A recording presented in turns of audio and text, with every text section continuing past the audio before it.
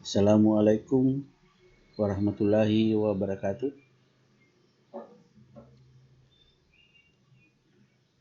Waalaikumsalam warahmatullahi wabarakatuh. Puji syukur kehadirat Allah Subhanahu wa taala karena rahmat dan taufiknya lah sehingga kita masuk di pertemuan ke-18 ya. Tidak terasa ini sudah pertemuan ke-18. Artinya sudah hampir 2 bulan kita bertatap muka secara daring ini. Nah, untuk materi kali ini adalah mengidentifikasi kaidah bahasa teks biografi. Oke, Saldi bisa dengar suara saya Saldi?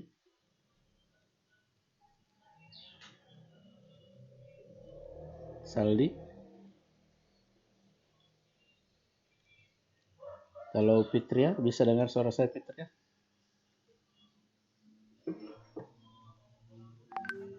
Bisa, Pak. Bisa ya, berarti Saldi mungkin ada gangguan audio. Oke. Bisa, Pak. Oh bisa ya, oke. Nah, seperti pertemuan yang sebelumnya saya pernah mengatakan bahwa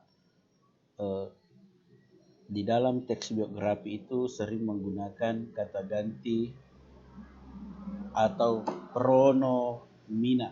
Ya, saya ulangi, kata ganti atau pronomina. Kata ganti yang kita pakai sebelumnya yaitu kata ganti orang ketiga tunggal. Seperti misalnya kalau Habibi tidak disebut lagi namanya, ya diganti menjadi ia, dia, atau beliau. Nah, kalau ada kata ganti orang ketiga, mana paling Pak kata ganti orang kedua, kata ganti orang pertama?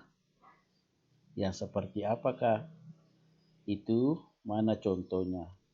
Ya, contohnya itu sudah ada saya share di Classroom ya, tapi tetap saya tampilkan di sini. Jadi kalau ada kata ganti orang ketiga berarti ada kata ganti orang pertama dan kata ganti orang kedua. Halo, masih jelas suara saya terdengar?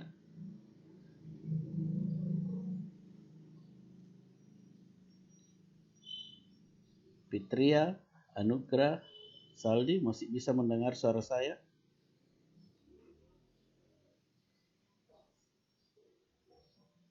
Masih bisa, Bisa, Pak. Pak. Oke. Nah, sekarang saya perlihatkan pronomina persona, ya disebut juga kata ganti orang, adalah pronomina yang digunakan untuk acuan manusia. Kata ganti orang pertama, aku. Ini yang ditanyakan teman tak beberapa minggu yang lalu, Pak, kenapa selalu kita menggunakan kata ganti orang ketiga? Mana kata ganti orang keduanya? Mana kata ganti orang pertamanya? Nah, karena kita berbicara biografi, teks biografi, maka kata ganti yang paling sering digunakan adalah kata ganti orang ketiga. Dia, beliau, ia, nya. Ya, jamaknya ya mereka ya, ini kata ganti jamaknya. Nah, kalian sudah bisa melihat ya. Kalian sudah bisa melihat kata ganti orang pertama. Contohnya aku, saya, daku, ku, jamaknya kami, kita.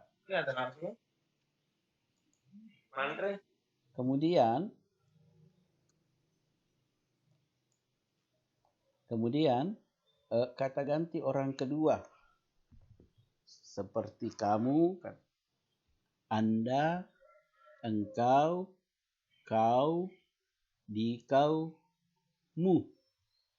Ya, kalian, kamu, sekalian, yaitu ya, kalau lebih dari satu orang. Nah, inilah yang sering kita pakai. Kata ganti orang ketiga. Dia, beliau, dianya. Kalau lebih dari satu orang, menggunakan mereka. Oke, sudah mengerti tentang pronomina, kata ganti? Dijawab saja ya atau tidak. Mengerti. Oke, mengerti ya? Ada gampang sekali. Oh, ternyata kalau orang pertama itu aku, kitanya itu orang pertama. Kalau orang kedua lawan tak. Seperti kamu, Anda, engkau, kau, dikau, kalian. Nah, sedangkan kata orang ganti orang ketiga adalah orang, kalau kita misalnya mak gosip ya, bukan mak gosip bagaimana. Nah, misalnya saya sama Saldi bergosip, berarti Sainal itu kata orang pertama, sedangkan Saldi orang kedua, sedangkan orang ketiga adalah orang yang digosipkan. Nah, itu gampang sekali jadi orang ketiga. Ya, sama halnya kalau kamu menonton apa itu? Ku Menangis di Indosiar. Ya. Pernah nonton itu?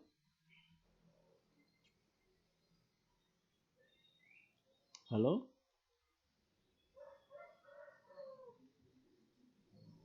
Halo, masih bisa mendengar? Pernah. Pernah ya? Oke. Nah, berarti ya mana kata ganti orang pertamanya? Kata ganti orang pertamanya adalah misalnya istrinya, orang keduanya suaminya, orang ketiga ya pelakornya.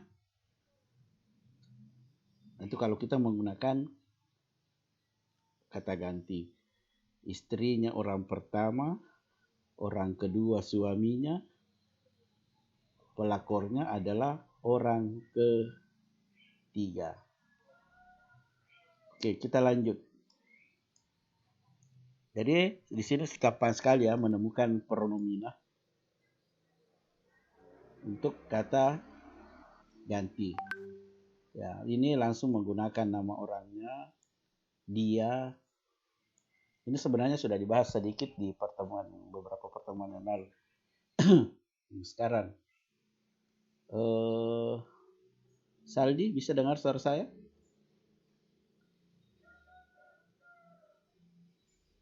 Saldi, bisa dengar suara saya, Saldi?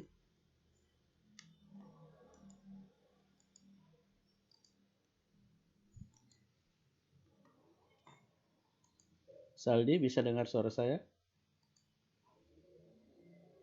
Saldi? Coba.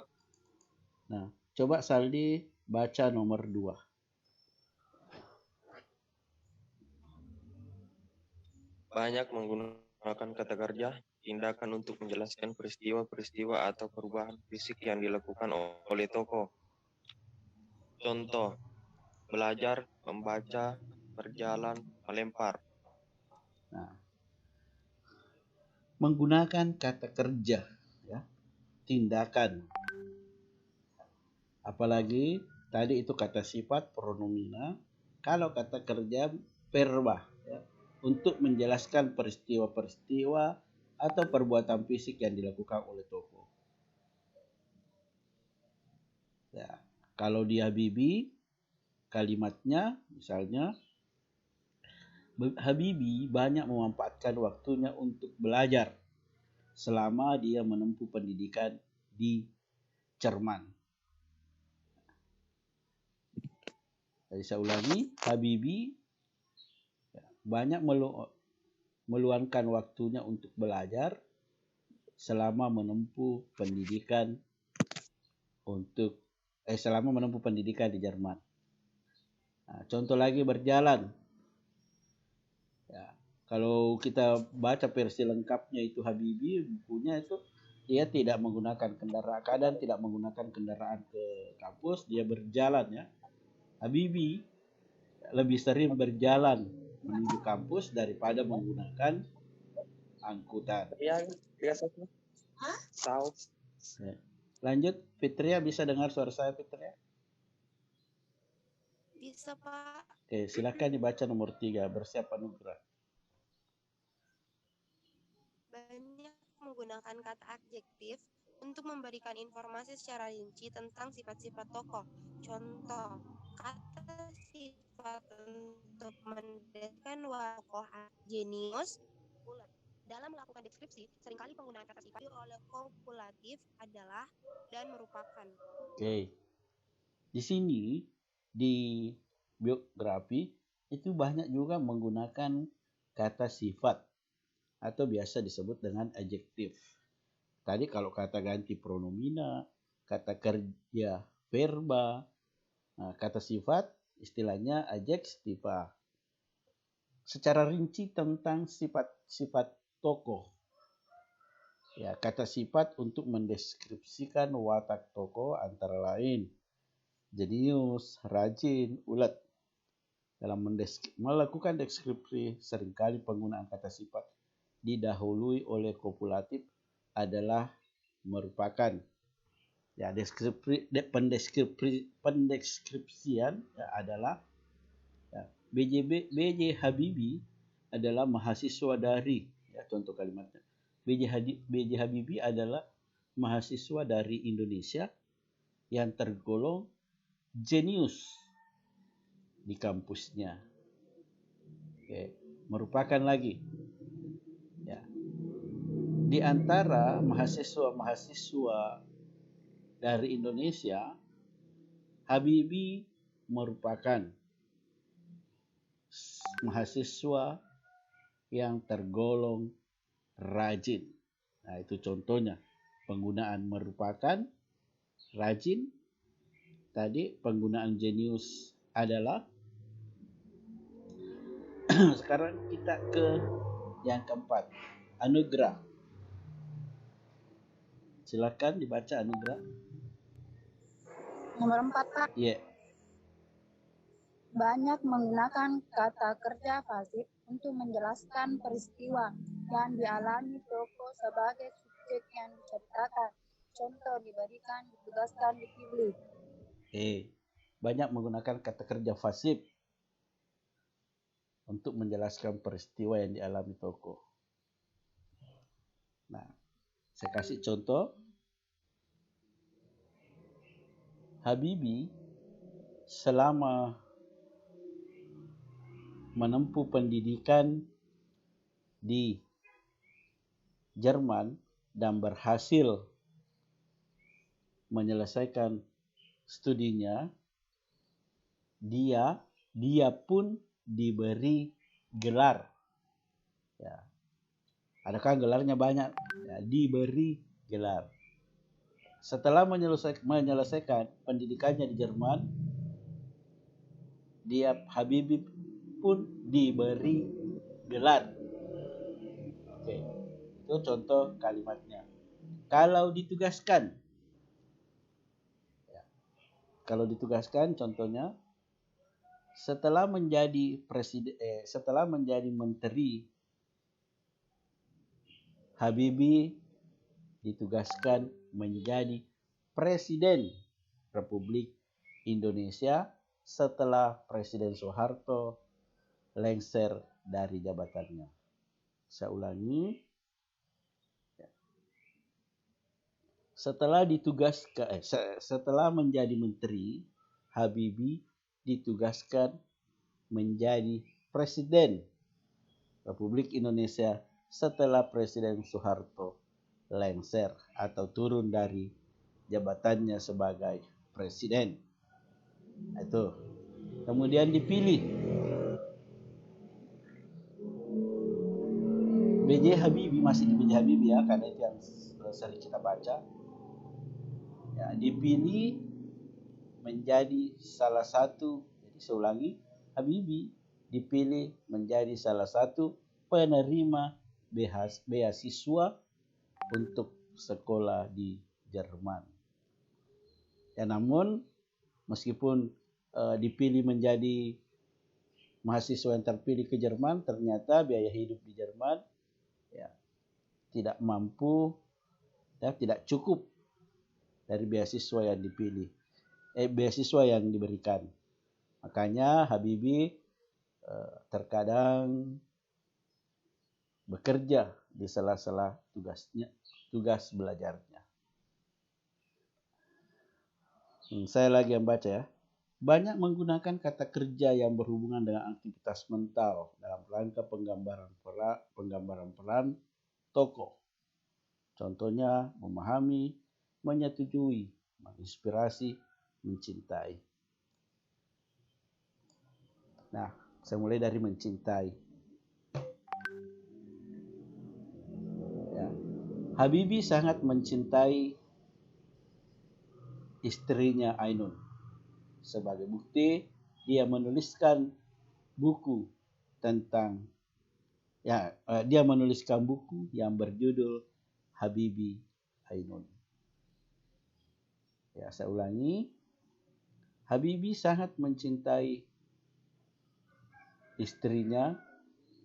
Sebagai bukti, dia menulis buku yang berjudul Habibie Ainun. Kemudian menginspirasi. Habibie menginspirasi seluruh rakyat Indonesia dan menjadi suri tauladan. Kalau memahami dengan menyetujui, saya kira ini contohnya gampang sekali. Ya, saya memahami pelajaran yang dijelaskan Pak Zainal. Saya menyetujui kalau pelajaran bahasa Indonesia dipindahkan ke malam hari. Karena kalau pagi saya masih tertidur. Nah, itu sering kejadian ya. Oke, masih mendengar suara saya? Fitria, Anugrah? Masih bisa, Pak. Masih bisa ya? Iya, Pak. Oke. Jelas apa yang saya paparkan ini? Contoh-contohnya? Jelas ya. Kemudian, banyak menggunakan kata sambung. Wah, mana lagi Pak kata sambung? Kata sambung atau kata penghubung kata depan ataupun nomina yang berkenaan dengan urutan waktu. Nah, sebelum, sudah, pada saat, kemudian, selanjutnya, sampai hingga pada tanggal, nantinya, selama, saat itu. Oke, saya kasih semua contohnya. Sebelum berangkat ke Jerman, ya, Habibie menemui orang tuanya di Bandung. Ya, sebelum berangkat ke Jerman. Jadi ini bercerita tentang waktu ya. Jadi waktunya sebelum berangkat ke Jerman.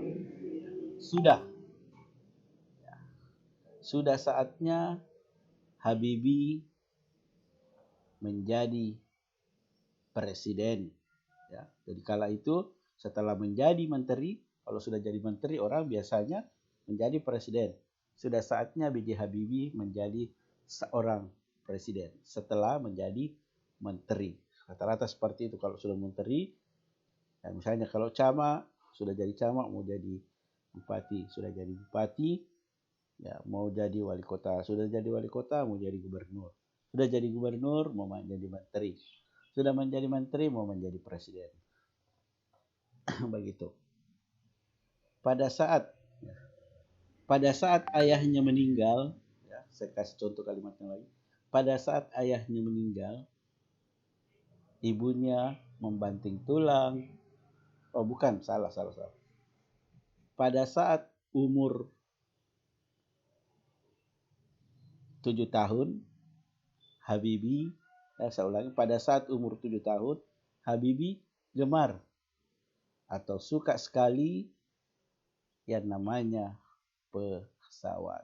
Jadi saya ulangi, pada saat umur 7 tahun, Habibie itu sangat suka yang namanya pesawat. Kemudian, kalau ini kemudian, gampang sekali. Kemudian, ya, jadi saya lanjutkan. Setelah ayahnya meninggal, ya, kemudian Habibie sekeluarga berpindah ke Bandung. Jadi setelah bapaknya meninggal, kemudian Habibie pindah ke Bandung. Selanjutnya Habibie menempuh pendidikan SMA-nya di Bandung sampai hingga pada tanggal, saya kira kalian atau saya kasih contoh misalnya semua. Sampai hari ini Habibie masih dikenal oleh rakyat Indonesia. Hingga saat ini Habibie masih menjadi Ketua Ikatan Cendekiawan Muslim Indonesia. Pada tanggal 25 Maret 1936 Habibie lahir. Nantinya banyak yang lahir Habibie muda. Ya, selama ini belum ada yang bisa menyamai prestasi B.J. Habibie. Karena yang terakhir saat itu Habibie masih kuliah dan punya pacar yang namanya Wilona. Yaitu kalau kalian pernah nonton mulai dari seri 1, 2, 3 Habibie mulai kisah cintanya itu ada semua. Kalau yang dibahas di buku itu kebanyakan prestasi-prestasi di bidang pendidikan dan kepemerintahan. Nah, ini ada contohnya.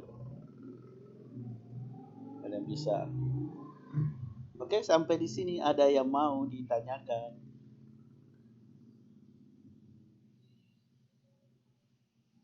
Fitria, Anugrah, Saldi, sampai di sini ada yang ditanyakan? Tidak, Pak. Oke, tidak ada ya. Nah, sekarang ini kita ada contoh.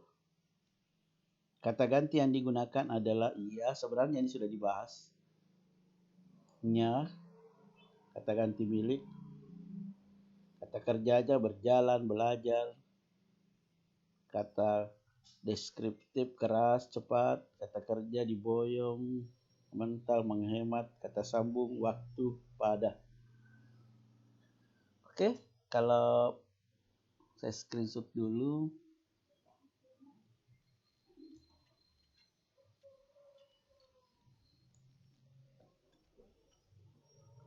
Oke, ada yang ingin ditanyakan?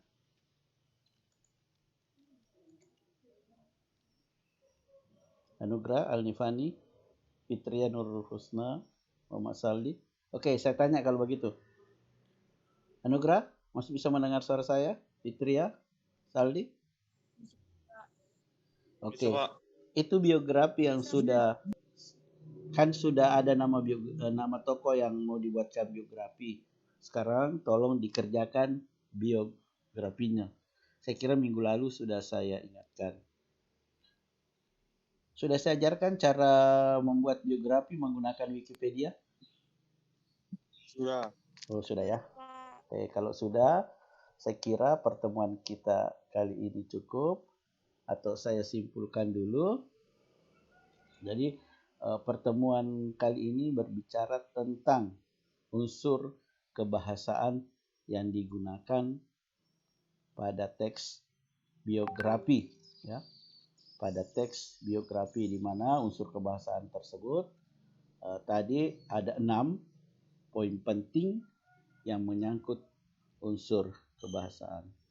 Oke, kalau tidak ada lagi yang mau ditanyakan, dengan ucapan alhamdulillahirrabbilalamin, pertemuan ke berapa ini?